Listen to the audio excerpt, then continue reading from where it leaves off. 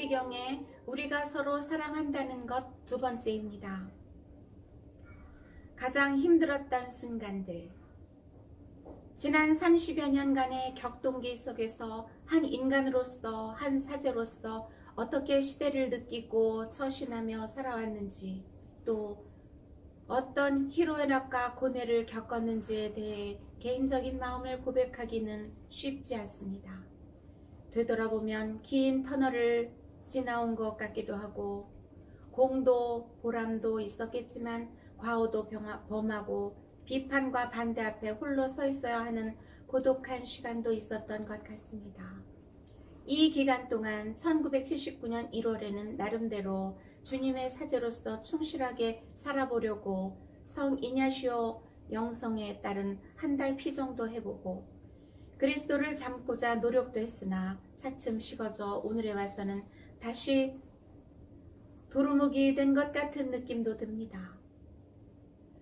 1998년 서울대 대교구장에서 물러나고 지금은 하느님의 심판 앞에 나서야 할 시간을 기다리고 있습니다. 하느님 앞에서 어떤 심판을 받을지 두렵기도 합니다만 이제 더욱더 그리스도만이 나의 길이요 진리요 생명임을 깊이 깨닫게도 됩니다. 참으로 어두웠던 그 시절, 흔히 1961년 5월 16일 구테타부터 93년 문민정부가 들어서기까지 30여 년을 군사정권 시대라고 말합니다. 한강의 기적이라고 일컫는 경제발전을 이룩하는 시대였지만 오늘날까지도 많은 이의 기억 속에 아픔으로 남아있을 만큼 독재정권의 압제가 격심했던 시대이기도 합니다. 어떤 이는 나라의 빈곤을 극복하고 경제발전을 이룩하기 위해 치러야 했던 부득이한 희생이었다고 말할 수도 있겠지만 그것은 자유스러운 분위기 속에서 국민의 자발적인 참여로 인한 희생이 아니었습니다. 오히려 막강한 권력에 의한 통제된 분위기 속에 강요된 희생이었고 많은 경우에 불필요할 뿐 아니라 부당하고 불법적이기까지 한 인권 유린이었습니다. 그로 말미암아 국민의 참여 의욕은 오히려 감소되고 특히 인권 유린과 사회정의 부재는 너무나 많은 이의 삶을 고통 속에 좌절하게 했고 정경유착으로 말미암은 권력형 부정부패를 만연시켰습니다. 그 결과 외화내빈과 물신주의에 전도된 가치관으로 인간과 정치, 경제뿐 아니라 교육계, 종교계에 이르기까지 근본적으로 타락시키는 병균을 오늘까지도 지니고 살고 있게 되었습니다. 인권과 사회정의 문제는 70년대부터 1987년 6.29 선언까지 20여 년 동안이 가장 심각했다고 생각합니다. 70년대가 어떤 시대였는지는 시인 김지아의 시 오적과 비어가 잘 말해줍니다. 오적은 1970년 사상계에 게재되어 많은 사람들의 공감을 얻었습니다. 그러나 김지아는 이로써 구속되었고 몇 달 후에 보석되긴 하였으나 이 시를 실었던 상계는 폐간되었습니다. 비어는 가톨릭이 발간하는 월간지 창조 1972년 4월호에 실렸고 이로써 김지아는 수배되었다가 다시 고속되고 창조는 얼마 후 휴관할 수밖에 없었습니다. 이렇게 당시는 언론 자유가 극도로 제한되었고 언론계와 학원, 노동계와 종교계가 정보 사찰의 대상이 되었으며 수없이 많은 사람들이 당국, 특히 중앙정보부에 의해 이미 연행되어 감옥살이까지 하는 고초를 겪어야만 하였습니다. 1970년 10월에 있었던 노동자 전태일 군의 분신자살 사건은 이 시대 노동자들의 처우가 얼마나 열악하였는지, 노동 3권이 얼마나 침해되고 있었는지를 잘 말해준다고 하겠습니다. 1972년 10월 17일 이른바 10월 유신이 선포되고 1974년 1월부터는 대통령 긴급조치의 발동으로 힘의 통치, 공포 통치가 더욱 자행되게 이르렀습니다. 이때 상황은 무릎을 꿇고 순응하든지 그렇지 않으면 곳곳에 서서 항거함으로써 퇴학, 퇴직 또는 구속으로 옥살이 또는 죽음까지도 각오해야 하는 삶과 죽음 중 양자택일을 할 수밖에 없는 공포 분위기였습니다. 이런 가운데 수많은 인권유린 사건이 일어났고 이에 저항하는 인권 수호와 사회정의를 외치는 소리가 대학, 언론계, 노동계와 재야 정치인들 사이에서 일어났습니다. 교회도 그냥 방관자로만 있을 수는 없었습니다. 가톨릭 교회는 대체로 전통을 존중하는 편이고 현실 정치의 사면은 극히 제한된 예외의 경우 외에는 피하는 보수적인 성향임에도 불구하고 인권과 사회정의 구현에 동참하게 되었습니다. 가톨릭 교회가 예민한 사회 문제에 대해 공식적으로 발언한 것은 1967년 강화도 침도 직물 사건 때였습니다.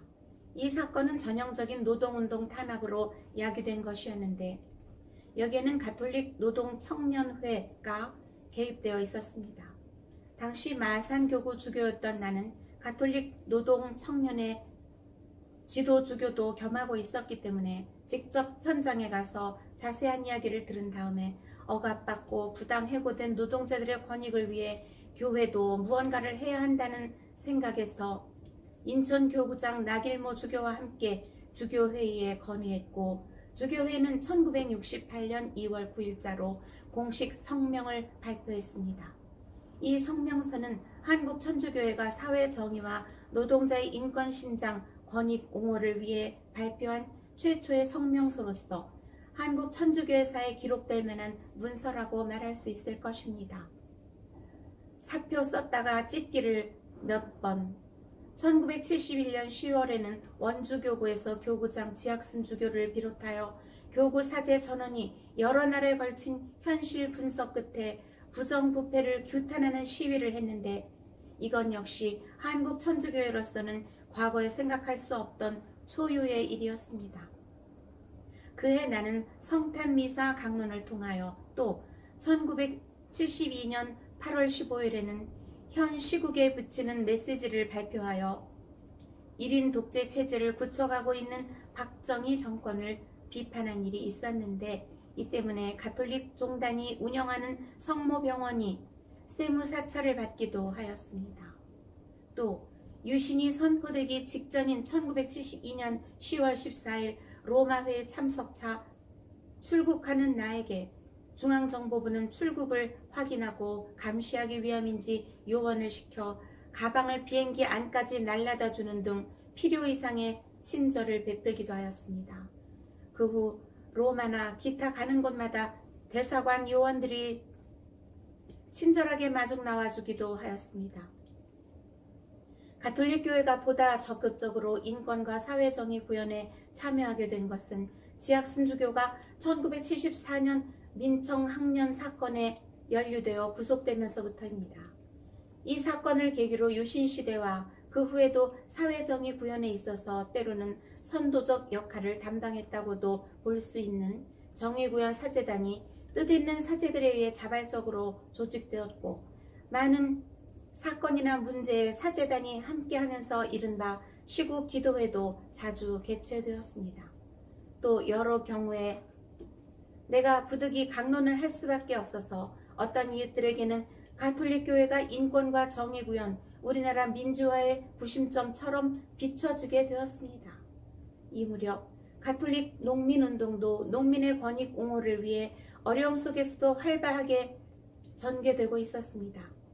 전남 한평 고구마 사건에 이어 1979년에는 오원춘 사건이 일어났습니다. 안동교구 영양군 춘기면의 가톨릭 농민의 지부장이던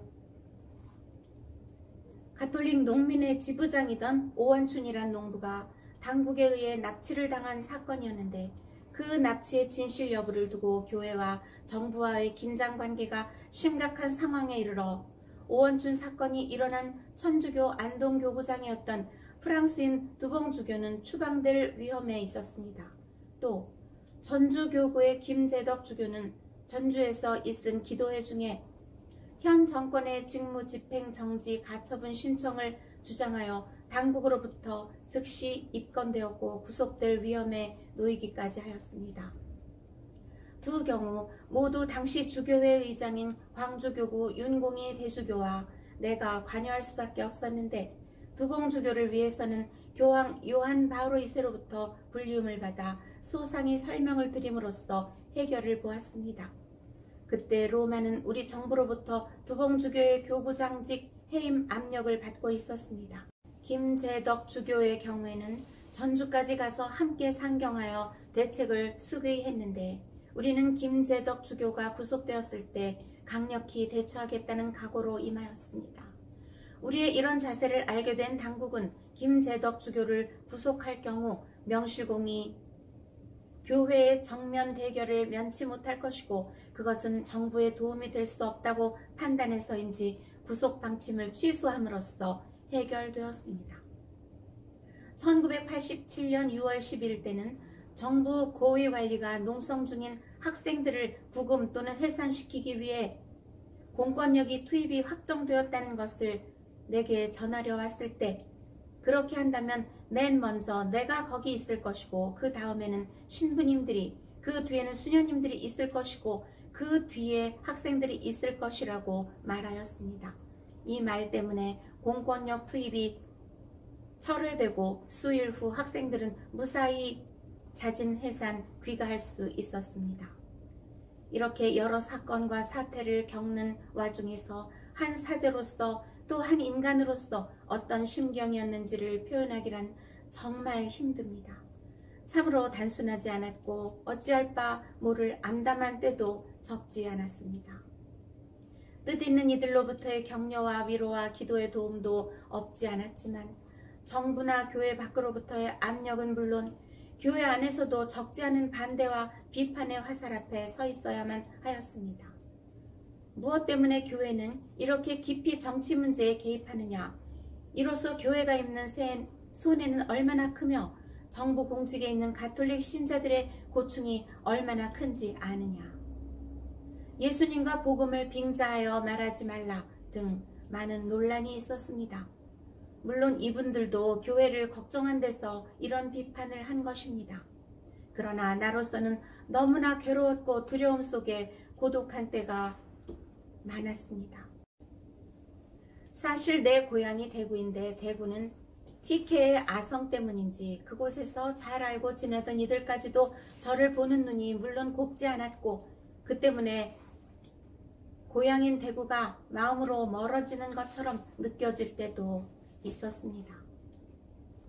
지금은 그 모든 것을 다 잊고 원상으로 돌아갔습니다만 당시에는 외람된 표현이지만 어떤 예언자도 자기 고향에서 환영을 받지 못한다는 예수님의 말씀을 가끔 생각하였습니다.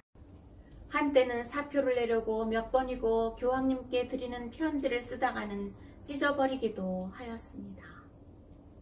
다음 주에 계속됩니다.